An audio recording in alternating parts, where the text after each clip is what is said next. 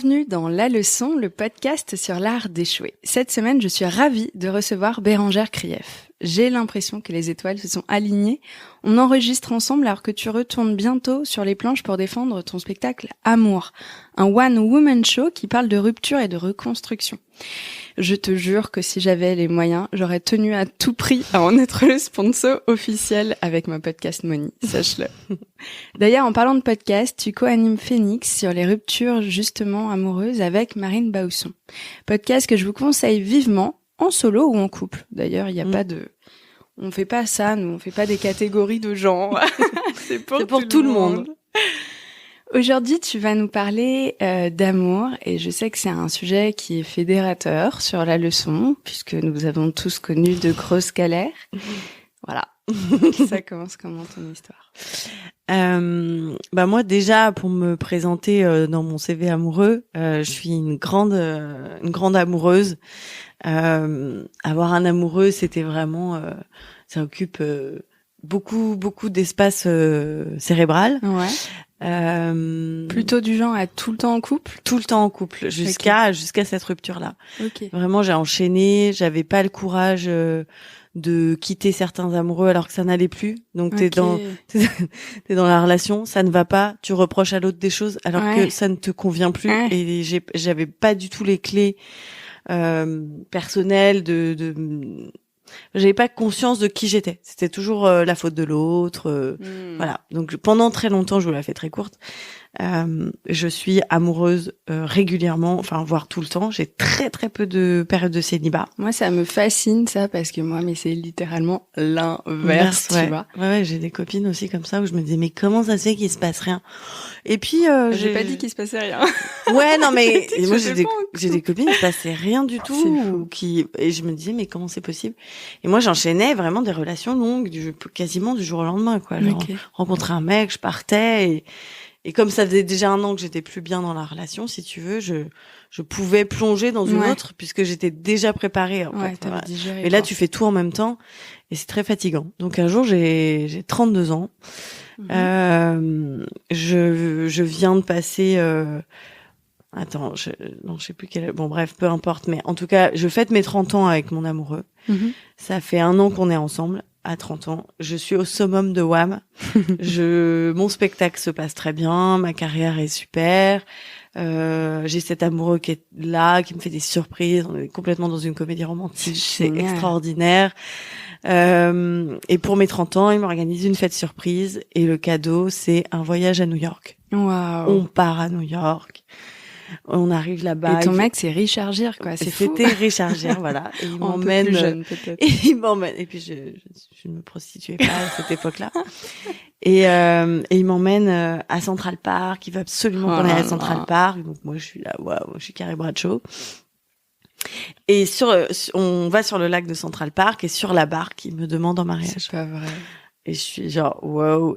Ok. Et en fait, tu t'y attendais? Vous en aviez parlé un peu? On avait parlé un peu. Il m'avait offert une bague quelques jours avant mon anniversaire, en me disant c'est une bague de fiançailles. Mais comme il était assez, comment dire, c'est un mec assez drôle et tout. Donc moi j'avais vu ça comme une bague d'engagement, une bague. Mais bon, moi j'étais genre c'est ok, super, merci, mignon. Merci beaucoup pour ce cadeau. Alors j'attendais pas le reste. Et ça a été tout après. Là je vous livre l'histoire. Avec le recul et l'expérience. Mais justement, c'est ça qui est voilà. intéressant. Ce que j'ai compris après, c'est que sur le moment, je suis très flattée. Vraiment, je me dis, quand je racontais ça aux copines, franchement, je crois que j'ai la best histoire ever de toutes les copines, quoi. Ouais. Et mais je ne me suis jamais positionnée par rapport à moi et le mariage. Qu'est-ce que j'en pense? Est-ce que j'ai envie de vraiment profondément me marier, etc. Moi, je viens d'une famille où on est beaucoup de cousins, donc j'ai été beaucoup au mariage de mes cousines, de mes cousins, etc. Donc tout le monde le fait.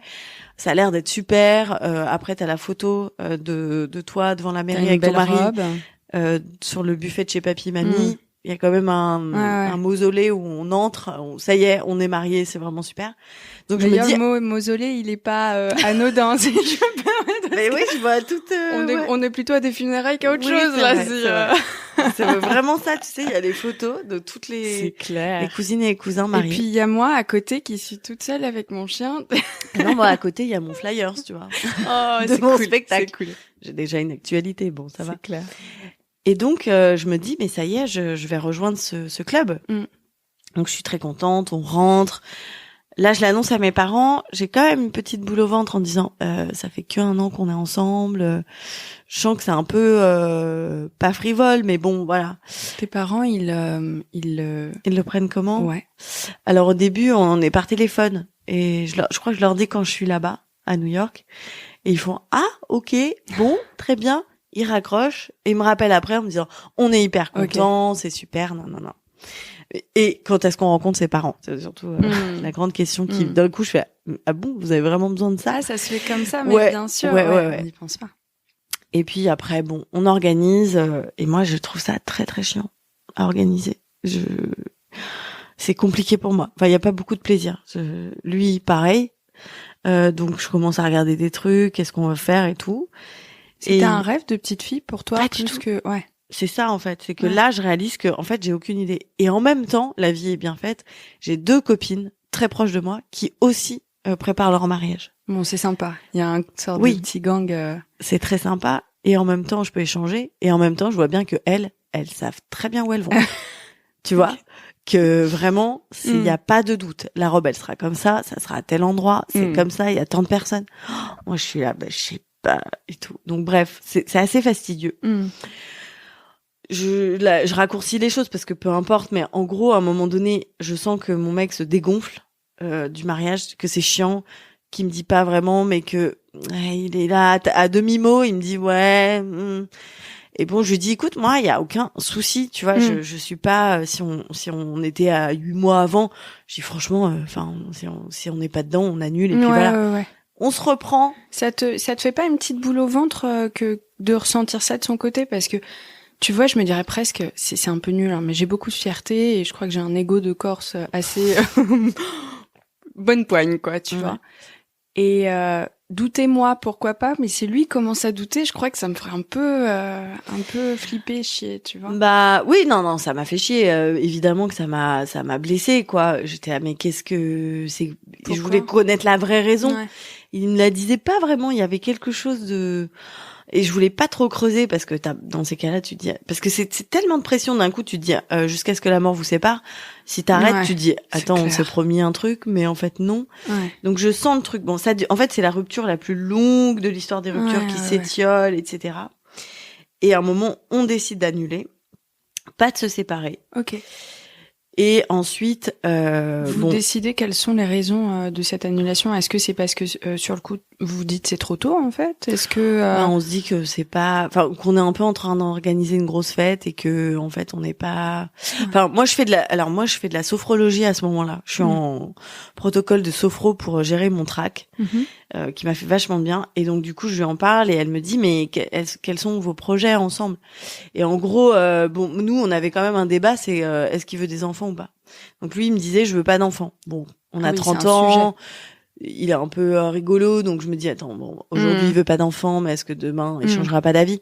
Puis d'un coup ma sophro me dit mais attendez en fait c'est un engagement, en fait on va au même endroit, si vous allez pas au même endroit, ça sert à rien de vous marier. C'est clair. Donc c'était d'un coup je prenais conscience de ce que c'était l'engagement du mariage et que ce n'est pas uniquement une fête à une date donnée. Donc moi j'étais un peu là-dedans, mais peu importe. Et puis à 30 ans, moi je te l'ai dit hors micro, je viens de les atteindre tout juste. T'es censé être adulte, tu l'es par certains points, et il y a d'autres où t'as envie qu'on te laisse tranquille et t'as pas forcément envie de. Tu veux des enfants un jour, mais tu sais, tout le monde n'a pas envie. Oui, moi c'était pas dans l'immédiat, donc j'étais pas. Je me suis pas rendu compte que c'était quand même important à terme. C'est ça. J'étais dans un truc, enfin, tu vois, même là maintenant, moi j'ai 38 ans. Quand tu recherches un mec, tu regardes aussi si ça sera un bon père. Enfin, sauf que c'était pas un critère à l'époque, tu vois. Ouais, c'est vrai. Donc voilà, et bref, en gros, à un moment donné, ça se termine cette histoire parce que peu importe les détails, je souffre énormément parce que je m'accroche à mon scénario, je m'accroche à cette histoire où on a dit on le fait et tout, Et là, d'un coup, je décide on habitait ensemble, je décide de prendre un appart. Et une fois que je me retrouve dans mon appart, je recommence ma vie seule. Et là, je suis au rond-point de la vie. C'est-à-dire que j'allais dans une direction, on allait au rond-point, tu vois. Avec ta petite barque de Central Park. Voilà. Et puis, il y a écrit jusqu'à ce que la mort vous sépare, on y va. Puis d'un coup, tu te retrouves au rond-point, toute seule dans le véhicule parce que le gars est parti. Donc tu fais, ah merde, donc je suis copilote et pilote. Et je ne sais pas où aller. Et tu ne sais pas faire seule aussi potentiellement. Et je n'ai jamais fait seule. Ouais. Ah ouais. Donc là commence vraiment un travail sur moi assez dense parce que quand t'es toujours sur l'autre, que moi j'étais toujours occupée. Alors mon mec, soit c'est super donc je raconte ça, soit c'est chiant et du coup je raconte ça à mes copines. Et donc du coup je suis toujours occupée. Tu vois, c'est tellement une charge mentale en fait. Ouf. Et là je me retrouve toute seule avec tu vois mes premières vacances par exemple de célibataire. Oh, mais je vais où, je fais quoi, tu vois. T'es partie toute seule? Alors non, je suis pas partie toute seule. La première vacances que j'ai faites, j'ai suivi une copine qui m'a dit ouais, je fais un stage de développement personnel. Alors je sais pas si elle avait appelé comme ça, mais moi dans ma tête c'est un stage détox, yoga détox en Ardèche. Ouais. Pas du tout. C'est vraiment le stage de développement personnel, assis sur des tapis de yoga en U. Ça j'en parle aussi dans mon spectacle, c'est un sketch que je fais parce que vraiment moi j'arrive pas du tout prête pour ça. Ouais. Et là travail sur soi de ouf. Et ça te laisse pas le choix, hein. Punaise, dès tes premières vacances solo, on est là, ok. Ouais, tu on vas est là, t'attaquer au problème. mais parce que évidemment que j'aurais pu partir, mais moi, je crois que je suis partie même avec des copines et tout en vacances. Quand t'as le cœur brisé, t'as pas envie de t'éclater. Enfin, en tout cas, avec le recul, et si je peux donner un conseil de là où je suis, c'est que franchement, rouler des pelles à n'importe qui, ivre morte, ne t'aidera pas vraiment. Non, voilà, non. ça sera pas. Je l'ai fait, mais bon, avec le recul, voilà. Oui, ça montre encore plus l'absence et la perte. Ouais. Et puis il faut réparer. C'est un soin avec soi-même en fait. On vient de réouvrir une blessure qui est là depuis longtemps. Et du coup, c'est comme si tu t'ouvres le bras et que d'un coup, au lieu de mettre un pansement, tu mets un mojito dessus, ça va pas faire du bien. Oui, c'est plus accurate le mojito en soirée. Non, mais tu vois, c'est vrai que ça pique quoi. Donc cette rupture-là, elle a été vraiment. Je crois que je suis allée vraiment aux confins de moi-même. C'est comme si j'avais un énorme terrain que j'avais tout rasé. Et hop, jachère. Et hop, qu'est-ce qu'on replante sur ce terrain qui a quand même vécu pas mal de choses. Et puis à 30 ans, tout d'un coup, ça t'oblige à juste apprendre à vivre avec toi, à te demander ce que toi tu veux, puisque tu réfléchissais toujours pour deux. Et je m'adaptais beaucoup aussi à mon mec. Ah ouais. J'ai été très, tu vois, à m'adapter à, tu vois, il écoute du métal, j'écoute du métal, il écoute du disco, j'écoute du disco. Tellement comme ça, c'est horrible. Et du coup, mais parce que je suis assez ouverte et que j'aime bien découvrir des choses et tout. Mais du coup, pareil pour les vacances. Au final, New York, c'est assez marrant parce que c'est là où j'ai découvert des trucs sur moi. C'est que je me retrouve dans un délire quand même de grosses comédies romantiques. Et je me dis, à aucun moment, je n'ai formulé, j'ai envie d'aller à New York, j'ai envie qu'on me demande en mariage. J'ai pas la sensation, moi, de l'avoir formulé vraiment. Et ce garçon-là, c'est le 3e de ma vie qui m'offre un voyage à New York. Bon, c'est le seul qui m'emmènera, parce que les autres me l'ont promis, mais ça s'est pas fait. Ok. Et je me dis, c'est quand même fou, parce que vraiment, c'est très sympa, New York. J'ai une tête à aller à New York, quoi. Mais et mon ex, avec qui je suis très amie, je lui en parlais récemment, je lui dis mais pourquoi tu m'as emmené à New York? Parce que il me dit mais si tu voulais y aller. Je dis mais je te jure que je n'ai jamais dit ça. Et il me dit ah bon et tout. Et je dis non mais j'aimerais comprendre. Et je dis j'ai un truc de comédie romantique, on a envie de me faire un truc. Il me dit ouais peut-être ouais. Et ça a été intéressant pour moi de prendre cette responsabilité-là parce que pendant longtemps je disais attends mais moi j'ai rien demandé. Il me demande en mariage, c'est de sa faute et tout. Et en fait je dis non, j'inspire ça. J'inspire ce truc de dire il m'a dit t'as un peu un délire princesse. J'étais ouais ok, je sais pas comment c'est hyper drôle parce que je crois que on sera nombreuses mais j'ai l'impression de m'entendre quand tu dis ça. Je suis littéralement Disneyland Paris et puis on a grandi avec les comédies romantiques et tout donc moi j'adorais me dire mais c'était comme dans un film. Mais après coup tu dis donc c'est comme dans une fiction, dans un truc qui n'existe pas, qui est fabriqué. Bon et voilà et Et puis c'était humiliant aussi pour moi d'avoir dit à tout le monde que je me mariais et puis de pas me marier. Moi je sais pas si tu connais le livre des 5 blessures qui vous empêchent d'être vous-même. Que j'ai lu, t'es quoi toi? Moi j'ai l'humiliation beaucoup. J'ai un peu la trahison, mais surtout l'humiliation. Je crois que moi c'est l'injustice. Je crois que c'est ça le truc. On les rappelle quand même. L'humiliation c'est chiant, c'est vrai. L'humiliation c'est un peu chiant parce que tu crées des scénarios qui t'emmènent à ça. C'est comme si t'étais metteur en scène de ta propre humiliation. Donc ça c'est un peu bon, ça touche au cinéma, donc finalement oui, tu vois, mais tu mets en scène. Bon voilà. mais ouais, c'est assez humiliant. C'est un livre qui est chouette d'ailleurs. Ouais, c'est chouette. Bah, je trouve que d'un coup ce qui est le plus important, c'est que souvent dans une rupture, tu vas te retrouver avec ton ex t'a fait ou tu te fais larguer ou tu quittes ton mec parce qu'il a des défauts. Donc on parle de lui ou d'elle, hein, ça marche aussi. On parle de l'autre personne, mais jamais de soi et de ce qu'on a provoqué et de ce qu'on a créé et de la responsabilité dans ce dont on a besoin aussi. Et oui, et puis tu choisis une personne en fonction de ce qu'elle va te faire tu choisis la personne en fonction de ta blessure. Elle va souvent réveiller cette blessure. Parce qu'en fait, c'est comme, là, je me rends vraiment compte, c'est vraiment comme si la vie, ce n'était qu'un endroit pour guérir cette blessure. C'est-à-dire que tous les événements vont raviver le truc. Et soit tu mets sous le tapis et ça va revenir après. Ouais. Soit à chaque fois, tu apaises, tu guéris et tu soignes. Mais ça prend du temps, quoi. C'est hyper juste ce que tu dis. Bah, ce stage de développement personnel, t'as vraiment beaucoup abordé.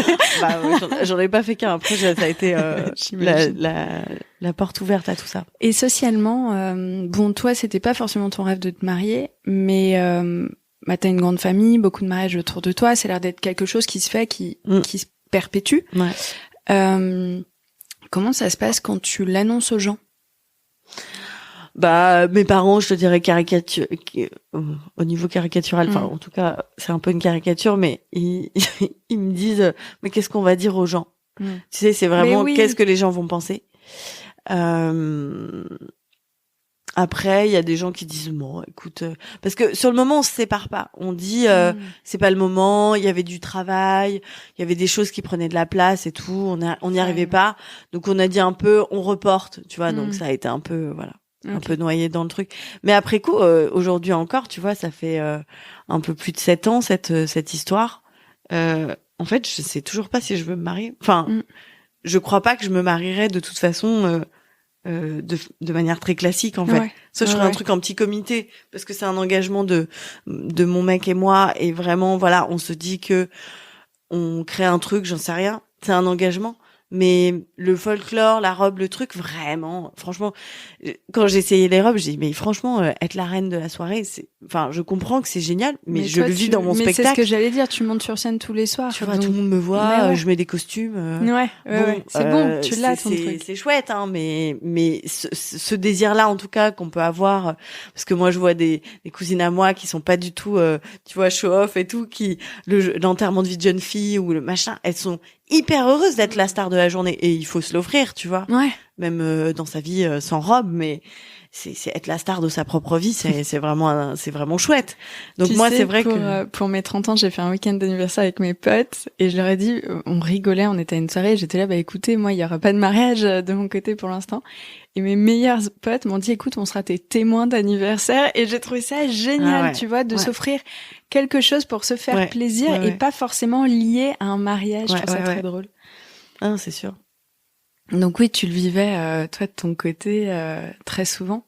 Est-ce que ce mariage-là, ça n'a pas été l'occasion aussi Ah bah zut, j'en ai perdu ma question. Elle était smart, ma question, ça fait chier. Et ça m'arrive pas tous les 4 matins, donc... Alors attends, qu'est-ce que je voulais te dire? Ouais, cette annulation, ça a peut-être été l'occasion aussi, toi, de remettre en cause un peu... de faire en tout cas la différence entre ce qu'il faut faire et ce dont j'ai vraiment envie, non? Ah bah ça a été le début, c'est comme si j'avais pris un calepin avec écrit moi et que je listais toutes les choses que j'aimais vraiment faire. Ouais. Et pendant 4-5 ans, j'ai passé mon temps à m'offrir des choses pour moi. Du coup, j'ai fait crescendo. En fait, il y a eu le stage de développement personnel. Il y en a eu plusieurs. C'est un maître de stage que j'adore et qui en fait plusieurs. Il y en a un, par exemple, une retraite dans le désert. Donc là, c'est vraiment la formule en groupe. Donc c'est pas mal quand tu sais plus trop où t'en es. Parce que tu rencontres de nouvelles personnes. Okay. C'est un endroit où t'es dans tout le monde est un peu dans sa vulnérabilité. Ouais. Donc vraiment, tu vois, t'as tout l'ego qui retombe. Ouais, t'es pas obligé d'être, tu vois, t'es assez, tu te lâches un peu la grappe. Donc ça a été vraiment une partie de ces dernières années où ça a été vraiment important. Moi, j'aime comprendre. Après, tout le monde ne l'est pas, mais moi, j'aime que ça ait du sens et j'aime comprendre. Et donc, c'est des théories, c'est des clés qu'on te donne pour la vie. Donc, ça, c'est un truc. Et après, j'ai commencé à partir seule. Alors, mon premier voyage seul, c'est Londres, c'était une ville où j'allais beaucoup avec mon ex. Et je sais pas pourquoi je suis allée dans un endroit que je connaissais. Je suis allée faire du shopping. Et en fait, inconsciemment, en rentrant, je me suis dit, c'est bizarre d'avoir fait ça. J'ai fait comme un pèlerinage de toutes les adresses qu'on avait faites. Alors, ça peut paraître super glauque, mais à l'époque, je me laissais tellement porter que c'est lui qui avait la carte et il m'emmenait. T'avais besoin de reprendre. Et en fait, je voulais me dire, je peux aller dans ces endroits, je me les réapproprie et je connais le chemin et je peux y aller seule. Donc ça, j'ai fait ça 3 jours, tu vois, dans un petit hôtel et tout. C'était très chouette. Et sur le moment, c'est assez déroutant de partir. Et en fait, tout de suite, je me suis sentie bien, en fait. Enfin, c'est pas du tout le truc où j'étais, je sais pas où aller et tout. Il y a quelques trucs, mais bon, t'es dans une ville, tu vois. Les Anglais, ils parlent pas mal aux étrangers, enfin, aux gens dans les bars mais aussi. En vérité, j'avais tellement besoin d'être avec moi que, franchement, j'étais pas partie pour rencontrer des gens, quoi. Donc, il y a eu Londres, j'ai fait la Corse, et le plus gros que j'ai fait, après, à Montréal, je suis partie 2-3 jours, j'étais en festival juste pour rire avec les copains, et j'ai pris une voiture et je suis allée dans un hôtel au bord d'un lac. Ah, mais trop stylé. Mais quand je suis partie, je dis, mais pourquoi je pars? Il y a tous mes potes là, Montréal et tout. J'avais vraiment besoin de nature. Et ça a été la nature, par exemple, ça a été un vrai, une vraie découverte sur moi. Tu vois, mon ex, on partait tout le temps dans des grosses villes. C'est quelqu'un qui aime énormément les villes. Et en fait, moi, je suis pas très heureuse en ville. Enfin, c'est pas quelque chose que j'aime découvrir. Par contre, tu m'emmènes dans une forêt au bord d'un lac ou à l'océan. Là, je te dis, grave, quoi. Il y a que des bouquins sur la montagne, la randonnée, la Corse, tu vois. Ouais, je peux que te comprendre. Donc, du coup, je découvre qui je suis en voyage. Et ma masterpiece, c'est en 2018. Bon, là, j'avais une histoire avec un garçon. Alors, pour montrer que la vie, c'est quand même incroyable, c'est que j'ai 3 ans après ma grosse rupture, je ressors avec un garçon. Et là, ça va pas bien, on se sépare, on se remet ensemble et tout. Il est très cette histoire ne doit pas avoir lieu. Et à un moment, on se sépare l'été et un mois plus tard, donc en septembre, il réapparaît dans ma vie, il me fait un comeback et il me fait Love Actually sur mon palier. M'arrête. Enceinte Bose. Bérangère. Mais petit. Quoi? Ouais, non, mais pour te dire que la vie te répète, si tu comprends pas, elle te le répète une autre fois. Ouais, de ouf. Donc là, je me retrouve avec cette personne sur mon palier qui me fait ça. Donc avec les panneaux qu'il avait imprimés, à me dire, j'ai compris, en fait, j'ai envie d'être avec toi, j'ai eu peur, désolé, nanana et tout. Et là, je trouve ça merveilleux. Je me dis, il a imprimé des papiers. Et je me dis, il s'est quand même fait chier. Alors que franchement, ce vraiment. sera un bon père. D'un coup, donc, j'ouvre ma porte et on ressort ensemble. Et pendant un mois, c'est quand même il est plus investi qu'avant. Et au bout d'un mois, il me quitte par mail. Oh putain. Et là, je me dis, mais sérieusement. Et donc, je suis encore humiliée. Parce que moi, bien sûr, j'ai raconté à tout le monde, Love Actually et tout. Fuck. Et là, il me quitte par mail. T'as pas repris tes petits cartons? Et donc, je suis là, ok, il me quitte par mail. Je rentre à Paris, j'étais pas à Paris. Je lui dis, on se voit. Évidemment, je voulais qu'on se voit. Attends. Et le lendemain, il part 10 jours au Mexique, un truc comme ça. Donc vraiment, c'est le soir, on se voit. Et là, il me ghost. Et là, je suis là, je ressens un truc. Et je me dis, c'est ce que je ressens là? Je l'ai ressenti il y a 3 ans. Hein. Oh là là. C'est la même histoire, sauf que c'est pas la même personne. Maintenant, le dénominateur commun, c'est moi. Pourquoi je me retrouve encore dans cette situation? Et la comédie romantique est quand même toujours présente. Et donc cette rupture-là me permet. Donc après, bon, je vous l'ai fait très court, donc je ne suis pas hyper en forme à ce moment-là. Bah, tu m'étonnes. En plus, tout s'arrête, c'est-à-dire que je viens de finir mon spectacle. Ça fait 7 ans que je joue. Mon calendrier devient nu pour les prochains mois. Cette histoire s'arrête. J'en ai marre. Je ne suis bien nulle part. Et donc, je sens qu'il faut que je m'en aille. Ça aussi, je le raconte dans mon spectacle. Je me dis, il faut que je me barre. Mais où? Alors, je sais pas, machin. J'ai une copine qui est en Australie. Okay. Et qui me dit, ouais, c'est hyper safe et tout. Je suis en voiture, je fais plein de trucs et tout. Et je me dis, ok, l'Australie. Bon, certainement pour aller le plus loin possible de là où je suis. Et donc, je me retrouve à partir 1 mois toute seule en Australie. Je n'ai jamais fait ça de ma vie. Je pars pas en sac à dos. Après, j'en ai beaucoup parlé autour de moi. Il y a des meufs qui partent, mais vraiment dans des trucs plus roots. Et avec mon metteur en scène, on dit... Il y a zéro jugement. Non, mais on dit, chacun sa jungle. Ouais. Moi, de là où je venais, avec ma mère hyper protectrice et tout, vraiment partir tout seul en Australie, c'était genre... Wow. Ouais. Donc, je me retrouve en Australie. Et là, pareil, stage avec moi-même. Hein, je suis pas dans un cadre, pas dans une formation. Mais en fait, je me dis, qu'est-ce que j'ai envie de faire? Et je ne fais que des erreurs de trucs où je me dis, il faut faire ça. On m'a dit qu'il fallait aller là. Et en fait, qu'est-ce que moi je veux vivre? Peut-être que je vais rester dans une ville et au bord de la mer.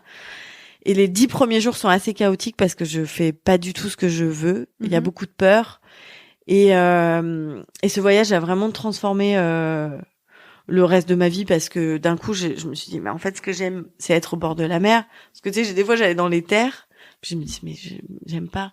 Et au lieu de juger ce ressenti, de te dire, ah, t'es nul, tu t'amuses pas, alors que t'as pas beaucoup de temps, profites-en. Et d'un coup, tu dis, bah, c'est pas ce que j'ai envie de vivre. Et c'est pas grave, quoi. Et ça, pour me donner, tu te prouves beaucoup de choses avec un voyage. Et c'est te donner du crédit et tu vois à quel point t'es pas sympa avec toi. Que t'es tout le temps en train de te dire, mais ça, ce que tu ressens, mais non, ça existe pas, c'est dans ta tête ou je sais pas quoi. Alors que d'un coup, tu prends juste le ressenti, tu fais, j'aime pas trop être là, je vais aller ailleurs. Et en fait, plus plus j'avançais dans le voyage, et moins je pouvais me mentir. Et c'est vraiment pour moi la relation à soi. Et il y a beaucoup de gens qui m'ont dit, mais tu t'ennuies pas toute seule? Et j'ai dit, mais comment tu veux t'ennuyer avec toi-même? Comment je peux m'ennuyer avec moi? T'imagines si tu peux pas te saquer toi? Il y a vraiment un truc où d'un coup tu prends conscience, tu dis, être avec des gens c'est super, mais si t'es pas bien avec toi, tu vas aller où en fait? C'était comme dans une mauvaise vibe que tu vas traîner partout, quoi. Et ça et puis ce truc de vraiment, je peux aller, moi je trouve ça fantastique de alors j'ai jamais voyagé solo. En revanche, plusieurs fois je suis allée voir, tu sais, l'époque Erasmus et tout, des potes qui bossaient la journée. C'était génial parce que tout d'un coup, j'avais mon espace de liberté, j'étais la seule décisionnaire, personne me faisait chier à me dire je veux faire ça, aucun compromis. T'es pas dans un compromis. Le kiff. Et c'est vrai que de pas être dans un compromis ni avec toi ni avec quelqu'un d'autre. Et d'un coup, j'étais loin et c'était ni ma mère qui m'empêchait de faire un truc, ni mon mec, ni mon frère, ni mes amis. Et donc les 10 premiers jours, tu vois à quel point t'es pas capable, enfin en tout cas, je n'étais pas capable de m'offrir ce dont j'avais besoin et ce dont j'avais envie. Donc heureusement, je suis partie 1 mois. Franchement, au bout d'1 mois, j'aurais aimé pouvoir rester plus longtemps parce que je commençais à comprendre la routine de dire quel kiff je veux me faire. OK. C'est ça, je vais là, c'est clair, j'hésite plus parce que j'ai fait des trucs. Franchement, si on faisait sur la carte mon itinéraire, ça n'a aucun sens. Pour te dire, petite anecdote que j'aime bien, un moment, je suis partie en Nouvelle-Zélande, je suis dans l'île du Sud. Alors, faut savoir que c'est inversé, j'avais pas tilté. Donc, plus tu vas au sud, moins il fait beau. En fait, c'est inversé. D'accord. Donc, moi, je suis dans le sud et je me dis, bon, bah, c'est cool. Et en fait, il fait pas beau du tout.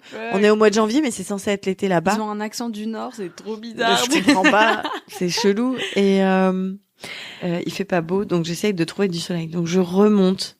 Je m'arrête dans une ville où je suis censée dormir. Il est 17h30, 18h. Et quand j'arrive là-bas, j'ai pas une bonne vibe. Mais je l'explique. Enfin, maintenant, je me torture plus. Quand je chante pas, je chante pas. Mais à ce moment-là, je me dis, mais pourquoi je chante pas? Pourquoi je suis pas bien? Pourquoi j'ai pas envie d'être là et tout? Je me prends la tête et je suis dans ma voiture sur booking.com en train de chercher un hôtel, incapable de réserver. Qui n'a pas sponsor cet épisode. Vraiment, nous sommes libres de... et en fait, je suis là et je me dis, mais ça va, c'est pour une nuit, nanana. Mais il y a quelque chose de plus fort. C'est pas qu'une question, tu sais, je me dis, je suis une chochotte. Mais en fait, c'est pas ça. C'est pas ça le sujet. Et là, je pense à, avant de partir, bien sûr, j'ai lancé un appel dans les Instagram. J'ai dit que je partais, qu'il y a des bonnes adresses, etc. Et j'ai une spectatrice qui s'appelle Pauline, que je connais depuis 2010. Ouais, c'est vrai qu'elle s'appelle Pauline comme ça. Et Pauline, je la connais depuis 2010. Elle est venue voir mon spectacle. Elle était en rupture à ce moment-là.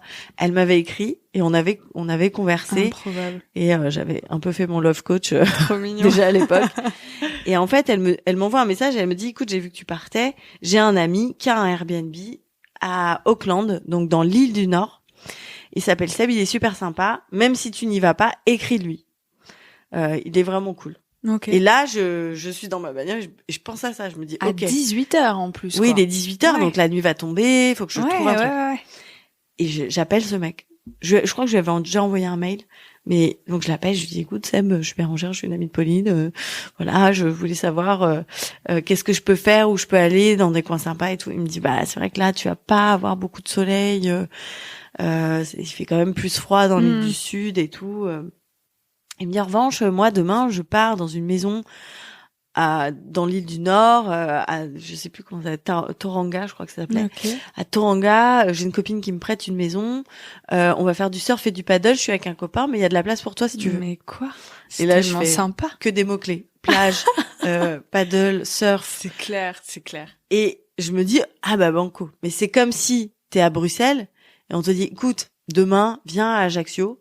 On va faire des trucs super. Vraiment. Il y aura du paddle. Il y aura du paddle. Et t'es là, bah, c'est beaucoup, quoi. Ouais. Donc, je vous rappelle, je suis dans ma petite Puis ville. tu les connais pas aussi, hein. Et accessoirement, je les connais pas. Mais sur le moment, je me dis go. Enfin, mon intuition toute grande me fait go.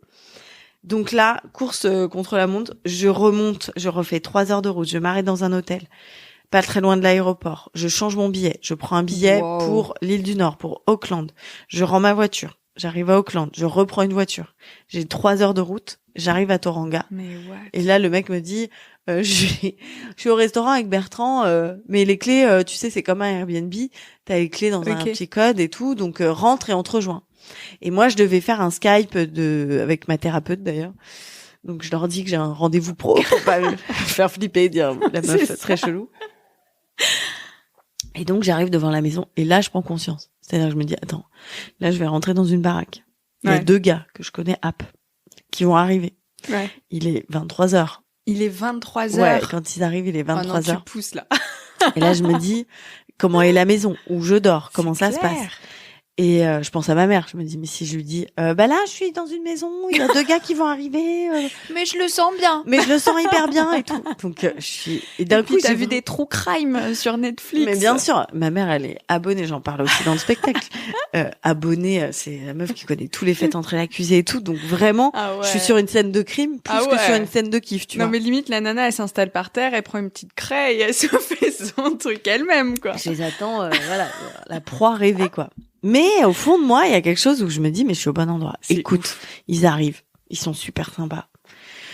On passe 3 jours mais géniaux, ils sont super drôles. On s'est marré, ça a matché de ouf. On est vraiment genre comme si on se connaissait depuis toujours. Incroyable. Je les vois encore aujourd'hui 4 ans après. Et vraiment 3 jours vraiment géniaux quoi. Donc l'intuition se désolidariser de la peur, c'est vraiment un truc. Alors, faut vraiment écouter parce qu'on a vraiment plusieurs voix, donc c'est difficile d'entendre la bonne voix parce que des fois tu te dis mais attends, c'est mon intuition qui me dit méfie-toi et tout. Et c'est pour ça que le vrai travail de la relation à soi, elle permet vraiment de vraiment bien entendre en fait. Ouais, c'est clair. Et d'être son propre traducteur parce que c'est déjà clair. Complexe d'écouter ses voix, donc après si t'es avec quelqu'un que t'écoutes ses voix lui, enfin bon, ça fait un peu. Ouais, puis quand ça commence à être ses voix au pluriel, ça commence à faire c'est beaucoup de voix. C'est une jolie symphonie. Non, c'est vraiment fort. Mais donc ça commence mon voyage bascule parce que déjà je suis sortie de ma zone de confort. Ouais, j'ai pris un risque. J'ai écouté ce que j'avais au fond de moi et pas la peur.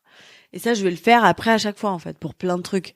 Mais le pouvoir que ça te donne, c'est un truc de malade. Et j'imagine que sur ta confiance en toi, ça doit beaucoup je sais pas, solidifier plein de trucs en mode je suis capable d'être seule, je suis capable d'être heureuse seule, je prends des décisions. Oui, puis je suis capable de rencontrer des gens sains pour moi. Tu vois, je me mets pas dans des galères. Sans être dans un rapport amoureux aussi, il y a ce truc intéressant. Oui, en plus, il s'est rien passé. Tu vois. De toute façon, ce voyage, il a été intéressant. Pendant 1 mois, je suis au pays des surfeurs quand même. Ouais. Mais quand il ne s'est rien passé. Ils sont comment les mecs là-bas?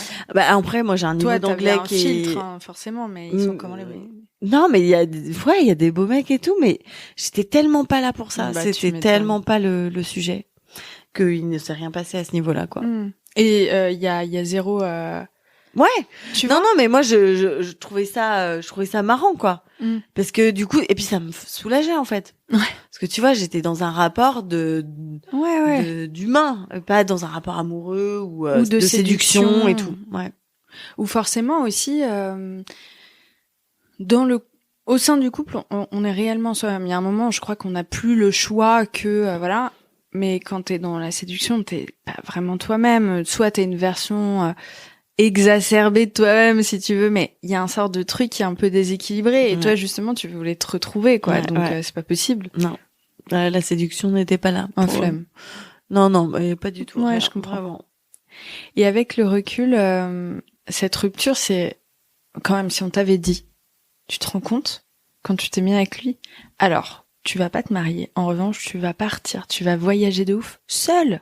Et tu vas kiffer ça. Ouais. Non, c'est fou. J'étais pas prête à l'entendre. D'ailleurs, je me posais la question il y a pas longtemps. Je me disais, est-ce que si on me l'avait dit, parce que je me suis toujours posé la question de savoir si j'avais eu peut-être des modèles de femmes indépendantes. Plus que ce que j'avais dans mon entourage, tu vois, des nanas qui me disaient oh mais c'est super de partir seule. Si j'avais eu des témoignages, est-ce que je l'aurais fait plus tôt?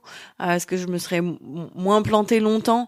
Ou est-ce que t'es obligé de avec l'âge d'acquérir une certaine sagesse et du coup t'entends plus de messages? Je n'ai pas la réponse. En tout cas, c'est vrai que j'ai à cœur de vraiment partager ces histoires-là parce que ça m'a tellement apporté d'être autonome. Alors il y a des gens qui disent oui mais c'est quand même triste de pas partager tout. Je dis mais alors moi j'adore partager. Mais tu partages beaucoup, bien sûr. Oui. Je pars pas toute seule tout le temps. Mais par contre de savoir que je peux le faire et que je suis pas obligée d'attendre que un tel ou un tel soit dispo. Ça fait du bien, quoi. Même manger seul au resto, te dire bah là je me prends par la main, j'y vais et ce sera super parce que je serai avec moi, quoi. Et tu vois, moi j'ai jamais osé partir seule alors que chaque été c'était pas de peau, mais tous les étés derniers j'étais célibataire. Et c'est vraiment quand on est célibataire, c'est l'angoisse l'été. Ouais. Oui. Parce que tous tes potes ont des mariages ou vont dans leurs familles respectives. Ouais. Et t'as intérêt à avoir des potes célibataires qui partent avec toi parce que sinon vraiment c'est le désert, quoi. Et donc chaque année j'ai voyagé, j'ai fait des vacances entre potes, mais jamais de très gros et très beaux voyages puisqu'ils les réservaient à leurs conjoints, conjointes. Oui, c'est vrai que oui. Et ça me frustrait et alors que par contre l'hiver j'étais toujours avec un cam. Je sais pas, T'es une meuf d'hiver. Pourtant j'aime pas l'hiver. Bon, bref. Justement, peut-être tu te réchauffes. Mais c'est dur d'être. Enfin, j'en parle autour de moi. Tu vois, j'ai des témoignages de dans ma famille. J'ai une cousine qui s'est séparée et puis qui me dit oui, mais j'arrive à être seule. Mais je dis mais être vraiment seule parce que moi j'ai été seule des fois, mais j'avais un amoureux, une target, un mec avec qui j'échange. Quand tu vas te coucher le soir et que tu n'as personne à qui dire bonne nuit, enfin personne, tu peux dire bonne nuit à tes amis, hein, mais pas d'amoureux, c'est pas la même que d'être indépendante dans une relation un peu libre où tu fais ce que tu veux. C'est clair. C'est vraiment être solo et c'est difficile, hein. Franchement, c'est pas le truc le plus simple. Ah non, mais tellement. Et tu sais quand on te dit, enfin, moi ça m'a aussi, tu vois, je sais qu'il y a eu un énorme effet positif à ça, c'est que quand j'étais en couple, ça me ramollissait. C'est-à-dire que j'étais très intéressée par l'autre et tout, et moi qui suis très ambitieuse, complètement, ça ne m'intéressait plus, tu vois. Et objectivement, j'aurais jamais lancé la leçon si j'avais été en couple à ce moment-là. Je suis pareil. Ouais, moi je suis comme ça et je trouve que je m'assois sur une partie de moi qui est quand même assez intéressante, je trouve en plus.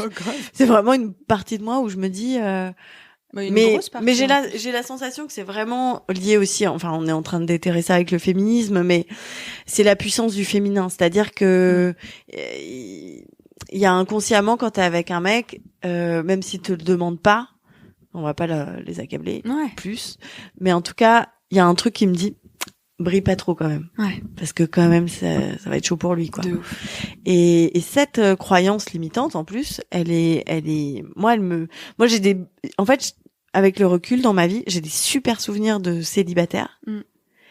Vraiment des moments de liberté d'être pareil. et de puissance et de me sentir vraiment dans ma puissance que j'ai pas en couple. Et effectivement avec le temps, c'est vraiment alors moi j'avais fait un sketch que j'ai plus dans mon spectacle mais j'ai appelé cette partie de moi qui prenait possession de moi, c'était Corinne. C'était une espèce de Brie Van Der Kamp qui fait des cookies. Ok. Tu vois, et qui se dit qu'est-ce que je vais faire à manger alors que je déteste faire à manger. Donc c'était vraiment me dire quand je suis avec un mec, il faut que je lui fasse à manger, il faut que je sois là, il faut pas trop que je parte, il faut que tu vois, et donc il y a cette pression. Donc c'est très stressant pour moi d'être avec quelqu'un que d'être seule. Non mais de ouf, et quand tu dis croyance limitante, ça commence à me faire un peu flipper parce que je t'entends le dire, moi je le pense, on est quand même beaucoup à le penser. Tu vois, j'en avais parlé à mon meilleur pote. Alors, en l'occurrence, mon mec actuel, c'est la première relation où je suis avec quelqu'un qui me laisse. Tu vois, lui, il a pas un métier public entre guillemets. Moi, j'aspire à avoir un métier de plus en plus public. Ça me plaît. Et lui me laisse cet espace-là, et ça pour moi c'est un truc de fou parce que c'est la première fois, tu vois. Je dirais même plus, s'il te laisse pas, il te prend avec ça. C'est-à-dire qu'il parce que tu vois comme on est. La phrase est horrible. Non mais il te laisse, il t'autorise. Ouais. Non, tu il dis. m'autorise. Mais ouais, mais en fait il te prend comme tu es dans ton entièreté et il accepte toutes les parties de toi. C'est flippant. Hein. Bah ouais, moi aussi je disais ça. Ah, il me laisse être qui je suis. Bah heureusement. Heureusement. Et toi t'es là, vas-y mon champion, tu vois. Ouais. Et moi en revanche, j'en avais beaucoup discuté avec mon meilleur pote qui était tellement troublé de ce que je lui avais dit, qu'il en avait parlé à sa meuf de l'époque, il lui avait dit ah bah oui en fait toutes les femmes sont comme ça. C'est que c'était compliqué d'être celle qui faisait le plus de blagues dans le couple, qui avait cette place-là. Il y avait toujours cette difficulté à être un peu trop drôle. Ouais. Tu vois ce que je veux dire? Ouais. Il fallait toujours essayer de ne pas trop briller, comme tu dis. Ne pas trop briller, il faut vraiment pas faire trop de lumière. Je suis rigolote, mais oui, quand même. Et je pense que là, on est à une charnière parce que moi, j'ai l'impression que on est.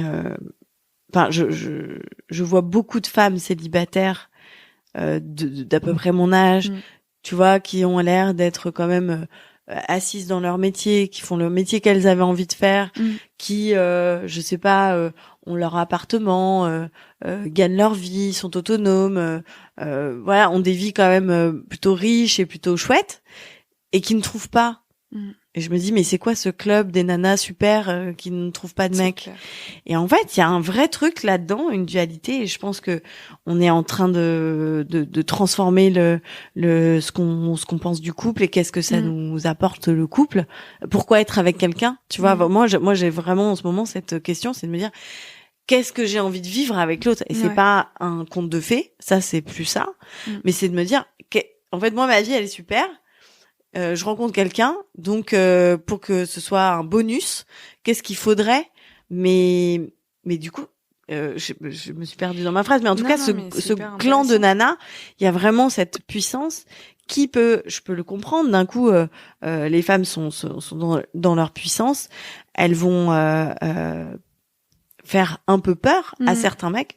J'ose espérer qu'il y a plein d'hommes qui sont aussi à l'aise dans leur basket, qui sont bien dans leur pompe, etc. Et qui du coup n'ont pas peur de ça ou n'ont pas peur de plus exister parce que leur meuf brille aussi ou brille plus ou j'en sais rien. Mais c'est quoi la solution à ton avis? C'est toi dans ton métier de sortir avec quelqu'un qui connaît cet univers-là pour aussi comprendre là où je crois qu'il faut. En fait, j'étais très axée sur cette question, genre il faut quelqu'un qui connaisse tout ou quelqu'un qui connaît pas du tout. Et en fait, j'étais vraiment dans cette dualité à vouloir préciser. Là aujourd'hui, je me dis que il me plaît qu'on se marre en fait, bien. c'est quelqu'un qui est capable d'entendre et d'écouter en fait, et qui a pas de jugement sur ce que je fais. J'ai une copine, moi, qui a un copain qui est pas du tout dans la partie. Et quand on passe des soirées, qu'on parle de trucs, je le vois, il est assis dans son truc, ça lui passe au-dessus. En même temps, il commente parce que ça l'intéresse et qu'il s'intéresse à ce que sa meuf fait. Ouais. Et je trouve ça hyper beau. En fait, d'un coup, je m'émeus d'un truc qui me passait vraiment par-dessus la jambe avant. Mais aussi, alors, il y a cette rencontre-là avec cette partie, enfin certains hommes peut-être que j'avais pas que je regardais pas avant, mais et ça je le dis beaucoup aussi avec mes copines, c'est aussi moi régler mes propres histoires. Il y a ça, et puis aussi le fait tu peux pas demander à quelqu'un d'être super bien dans ses basques si toi t'as tes propres problèmes et que tu les refous sur l'autre dès que possible, tu vois. C'est clair. Ça c'est. Et à la fois sans vouloir faire les hommes, les femmes, parce que voilà, on est tellement plus complexe, mais on en parlait avec une pote parce que moi je suis à fond pour la thérapie, je trouve que c'est passionnant et ça se sent que tu en parles de cette manière-là aussi. Mais du coup, nous, on fait un travail pour aller mieux. Et on rencontre des mecs, mais je suis là, mais oh là là, il a pas posé ses valises, hein, tu vois. Non. Et ça peut plus me séduire, ça non plus. Tu vois ce que je veux dire? Ouais. Ça, oui, c'est galère aussi. Ouais. C'est vrai que, moi, c'est vrai que le travail sur moi, il a été, salvateur depuis 4-5 ans. Mais depuis toujours, j'ai quand même toujours eu envie de comprendre ce qui se passait, voilà. Et c'est vrai que c'est pas donné à tout le monde. Moi, quand j'en parle, il y a des gens, je sens que vraiment, ils ont pas envie ou ils ont peur. Parfois, j'ai envie de dire, quelle est cette peur? De quoi as-tu peur quand tu ne veux pas aller te confronter à toi? Souvent, je pense que les peurs sont, le thérapeute va t'emmener vers quelque chose où tu n'es pas. Moi, ça me terrifiait. Ah, je peux complètement. Moi, j'ai jamais eu peur de ça. Moi, c'était de pleurer. C'était vraiment le truc. Ah ouais. J'ai mis 10 séances avant de pleurer. Elle était là, mais genre, il y a un moment, faut péter un coup. Ah ouais. Ouais. Moi, je pleure dans la minute d'après. C'est-à-dire que je fais bonjour. En fait, vraiment. Je pleure immédiatement. Je ne peux pas contenir. Et le mec, il se dit, yes, la piscine va être... les vannes sont ouvertes, on y va. Non, moi, j'ai une capacité à pleurer. Donc, je comprends que moi, j'ai cette facilité ça me fait tellement de bien, en fait, d'avoir un espace avec quelqu'un qui est là pour ça, qui m'écoute et qui n'est pas dans le jugement. En fait, c'est que ça. Il y a personne qui dit, à mon avis, vous auriez dû le garder, ce mec, parce que je ne sais pas si vous allez trouver quelqu'un. Personne ne dit ça. Ou si quelqu'un vous dit ça, mais partez immédiatement. De l'ordre des médecins. Mais ça m'est jamais arrivé. Et, là, par exemple, en ce moment, je suis sur l'hypnose. Et, j'ai des copines à Bayonne, là, donc je vais voir une hypnotiseuse à Bayonne. Et j'en parle à mes copines, et là, on est 3, elles sont 2 à y être allées. Et vraiment, je dis, en fait, quand t'as des problèmes on est toutes célibataires. Alors, il y en a qui vont sur Tinder, et moi, j'ai vraiment plus, j'arrive même pas à y aller. Ouais. Je suis dans un truc où, d'un coup, je me suis mise dans une position où je me dis, si la vie a quelque chose à m'offrir, je pense qu'elle saura me le montrer. Tu vois, et je suis plus en recherche active. C'est-à-dire que j'ai vraiment envie de rencontrer quelqu'un, mais par contre, je vais pas m'épuiser. Okay. Je n'arrive plus à trouver tu sais, même une soirée où tu te dis, il y aura peut-être des gens. Oh, la flemme. Pas envie. Je vais me raser les jambes. Oui, mais vraiment, je n'attends rien. Voilà. Je n'arrive même plus à le faire. Donc, je suis vraiment contente d'être arrivée à ce stade-là, parce que c'est pas parce que c'est vraiment un stade qui arrive. Ouais. Et là, mes copines qui étaient, Tinder, le mec rappelle pas dans des trucs, mais je me disais, mais ça me donne même pas envie, parce que c'est tellement de stress. Est-ce qu'il m'aime bien? Est-ce qu'il veut quoi? Et moi, il me rappelle pas, et j'attends.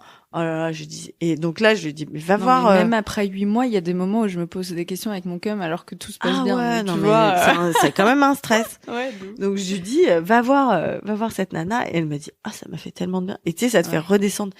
Pour les gens qui réfléchissent beaucoup, l'hypnose, c'est vraiment, pour moi, ça coupe le cerveau. Tu sais, ça coupe la connexion, et c'est comme si tu dormais éveillé. Tu fais, je fais un break. Il y a plus les 1000 pensées là que t'as, où tu es là, oui, non, oui, quoi. Et en fait, je sors, je suis stone, et je suis fatiguée. Et en fait, tout ce que j'ai envie de faire, en fait, c'est comme si comment dire, c'est comme si j'entendais mieux. En fait, tu fais, j'ai faim, je vais me faire à manger, je vais me faire ça. Il y a pas de qu'est-ce que je vais me faire à manger. Est-ce que j'ai envie de manger là ou est-ce que j'ai plus de temps. En fait, c'est vraiment très clair. Ok, trop cool. Donc ça, c'est vraiment un état. Et l'autre jour, je lui ai dit à la thérapeute, je lui ai dit, est-ce qu'on peut être addict à cette sensation parce que vraiment, ça me fait un bien fou. Ça s'appelle le CBD, madame. Vraiment, ça me. Ok, mais c'est cool ce conseil. Ouais. Mais ouais, c'est surtout que en plus là, avec le féminisme, on accable quand même beaucoup les hommes et ils apprennent beaucoup d'eux-mêmes. Et je pense qu'il y en a qui entendent quand même tout ce qu'on a à dire. Et il y a plein de choses à faire. Et ça, je le renie pas. Maintenant, pour s'apaiser aussi dans les colères, je trouve que se donner à soi du soin comme ça, ou c'est de l'hypnose ou autre chose, hein, il y a 1000 choses à faire. Je trouve que ça apaise la colère et que d'un coup on est rassemblé avec soi et du coup on a plus de, enfin je sais pas, je trouve que la vie est quand même un peu plus douce. Bah ouais, et puis on est mieux dans sa peau et c'est pas toujours vrai hein, ce truc de quand je suis bien dans ma peau, j'attire le positif parce que moi j'ai rencontré le pire connard vraiment l'été où je crois que j'ai jamais été aussi bien dans mes baskets, tu vois. Donc parfois Ouais, ça m'est arrivé aussi. Vraiment de me dire là je me sens super bien. Eh ben, qu'est-ce qui pourrait m'arriver? Et le mec, il est là, bouge pas, je vais venir détruire ta confiance en toi. Ouais. Mais ça, c'est intéressant aussi, les hommes sombres, parce que moi, j'ai eu beaucoup ça. Et tu parlais de lumière tout à l'heure et effectivement, on fait des métiers où, voilà, on aime cette lumière-là et on n'a pas honte. Enfin, moi, j'ai pas honte de ça du tout parce que c'est, voilà, donc je suis beaucoup dans ma lumière et très peu dans ma partie sombre. Et j'ai un thérapeute qui m'a dit, pour faire de l'or, il faut du plomb.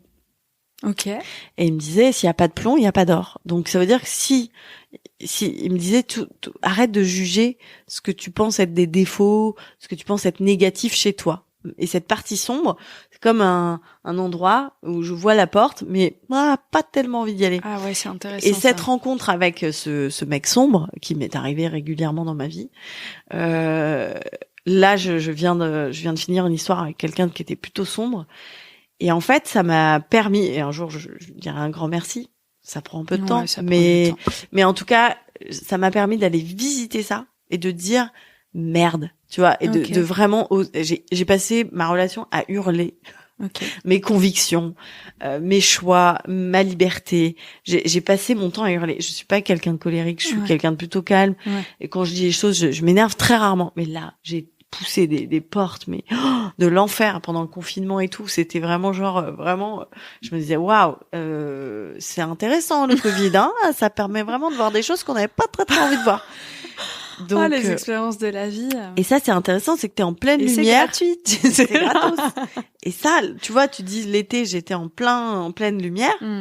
Et ben, en fait, t'es tellement dans ta lumière que du coup, le sombre que tu ne veux pas voir chez toi vient par l'extérieur et vient te montrer quelque chose de toi et te permet quand même, après coup, de te dire, bon, bah, j'ai rencontré, et ça fait partie du package, tu vois.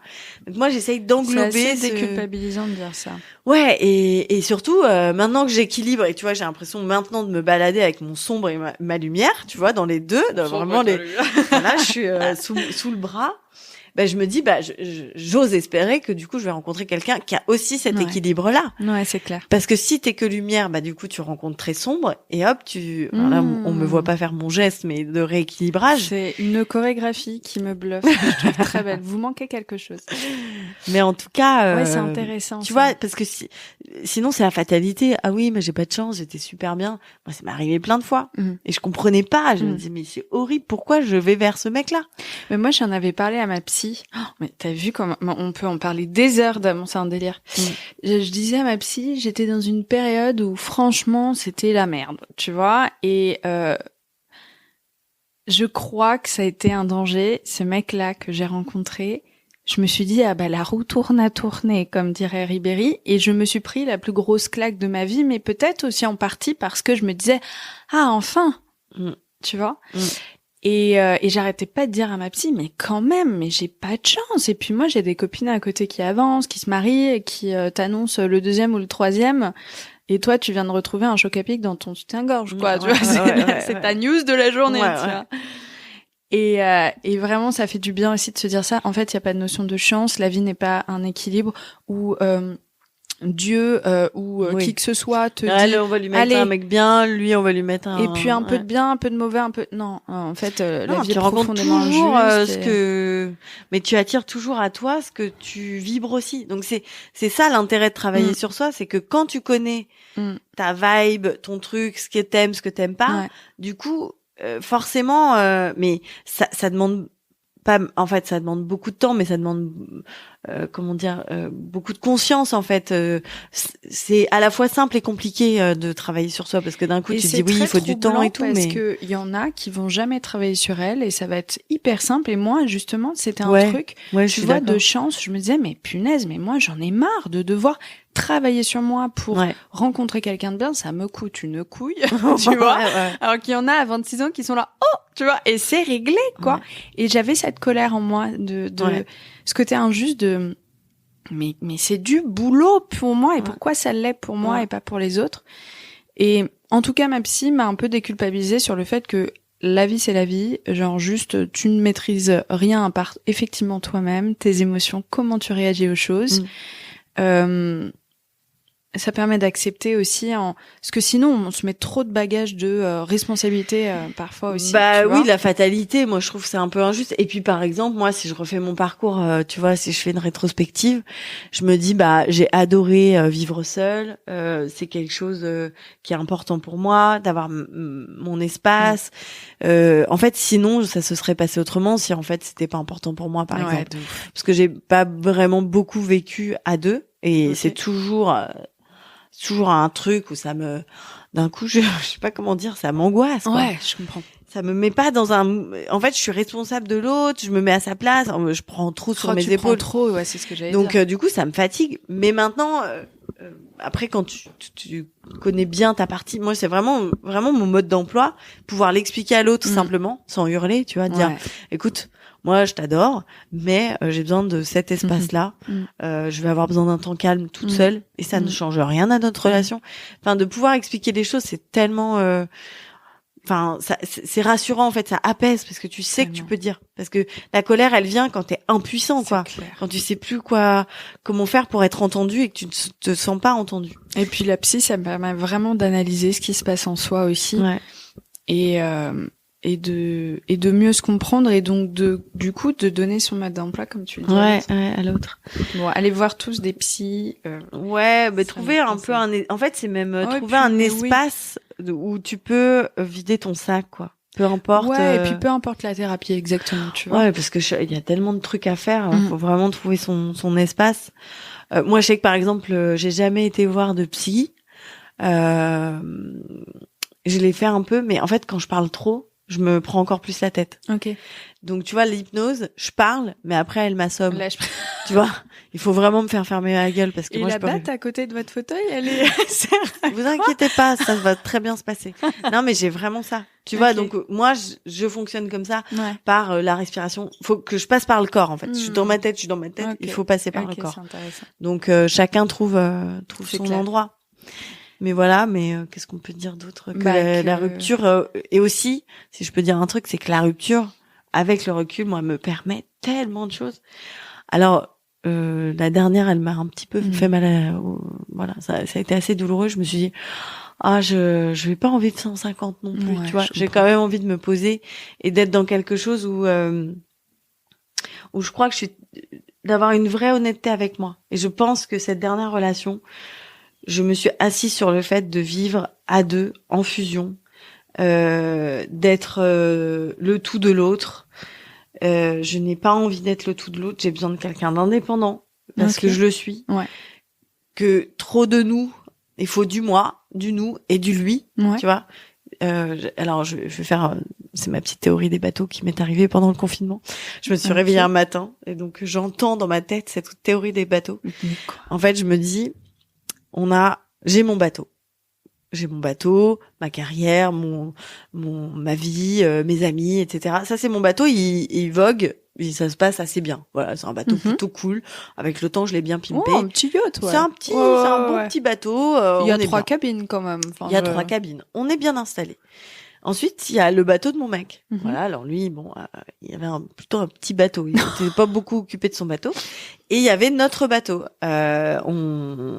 J'avais acheté une maison et on devait retaper la maison, etc. Donc ça, c'est notre projet à deux, notre bateau. Et en fait, lui, il passait son temps sur mon bateau. Mm. Donc je lui dis, là, t'es sur mon bateau et on va couler. En Mm. fait. Donc après, il a dit, ah, ok, d'accord, je comprends. Donc il est allé sur notre bateau. Mais il était tout le temps dans le nous.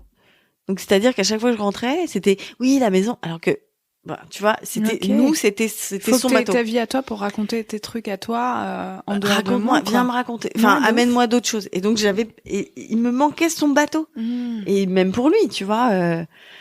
Et donc il est parti en radeau, quoi. Après j'ai dit, Ok. bah en fait c'est fini. Et en fait cette théorie. C'est pas drôle, mais je sais pas pourquoi j'ai une image du radeau. Ben oui, c'est trop triste. Mais j'ai pas faute de l'avoir dit, tu Mm. vois. Et je disais, mais vraiment, donc si tu ne t'occupes pas de ton bateau, t'as un tout petit radeau, t'as un bateau gonflable avec des petites, enfin tu vois, et c'est pas confort. Mm. Donc il y a vraiment ces trois bateaux distincts. Et le truc, c'est de se balader du nous au je, Hyper mais de intéressant. pas oublier ce je. Et je pense que il y a des générations qui ont carrément au-dessus de nous, qui ont vraiment dit bon bah nous on est nous, voilà, on est très peu je. Mais le je n'existait pas d'ailleurs. Non, Parce que c'est très mal vu. C'était très mal vu de penser à Ouais, soi, ouais, on ouais. devait toujours prendre soin des Ouais, autres. ouais. Et ça avait des côtés très positifs, parce qu'on est dans une société individualiste aussi. Voilà, ouais. Mais à l'inverse, là-dessus, c'était compliqué. Ouais. Donc du coup, c'est avoir aussi un projet à deux. C'est pas forcément un projet d'enfant ou de mariage, mais en tout cas, ça peut être un voyage, ça peut être. Non, une maison qu'on retape, tu ça vois. faisait- Et c'est un endroit où on se retrouve. C'est pas un socle. Enfin, tu vois ce que je veux C'est dire. pas une personne à part entière. Non. Ouais. Et moi, c'est comme ça que je veux vivre maintenant. Ouais, Donc ouais. bon, c'est plus clair. Bon, Mais, écoute, la t'as ton vie mode fait- d'emploi que t'es en train d'expliciter dans mon podcast. C'est tellement long. C'est tellement long. Non, mais là, je fais genre, j'ai plein de théories et tout, mais je trouve ça très long. Je me demande si Mais j'avais oui. vécu avec d'autres gens. Alors, on peut avec des si on peut refaire, mais d'avoir des témoignages Mm. de couples qui vivent autrement que ce que j'ai pu voir. Ça me fait vachement bien. Non, ouais, mais je c'est l'heure comprends. d'arrêter parce que ça passe l'aspirateur à côté. Et encore, t'as pas eu droit aux travaux d'hier. Bah écoute, merci beaucoup Bérangère. Bah, merci à C'est toi. vraiment intéressant. Bah, tant mieux. C'est non seulement intéressant, et en plus de ça, déjà c'est universel et ça rassure un petit peu quand même. Ouais, De se j'espère, dire, hein. ok, Tout va bien, hein. tu vois. Et puis ouais, quand je te vois, tout va bien. Et vraiment. Oui, ça Et il va. y a pas de c'est bien, c'est pas bien. Non. La vie est tellement plus complexe et il y a des gens qui sont tellement misérables en couple. Et toi, t'es allé à la rencontre de toi et c'est Mhm. complètement cucu de dire ça comme ça, mais en même temps c'est vrai. Mm. Et t'en as vécu des aventures vachement intéressantes, quoi. Voilà. Donc merci beaucoup. Bah, Donc, je te merci. remercie pas pour le montage parce que là, ça fait quand même un épisode qui... Ah, c'est dense. Ouais, c'est ça. Mais je crois que j'ai rien coupé, en fait. Merci. Merci à toi. J'espère que cet épisode avec Bérangère Krief vous a plu, vous a fait réfléchir et vous a rassuré sur votre vie amoureuse et votre vie tout court. Moi, en tout cas, ça m'a fait beaucoup de bien. Pour suivre les coulisses de La Leçon, n'hésitez pas à me follower sur Instagram, Paulette_Grisoni, sur Facebook, La Leçon Podcast, et sur Twitter, podcast LL en majuscule. Je vous dis à très vite pour un nouvel épisode.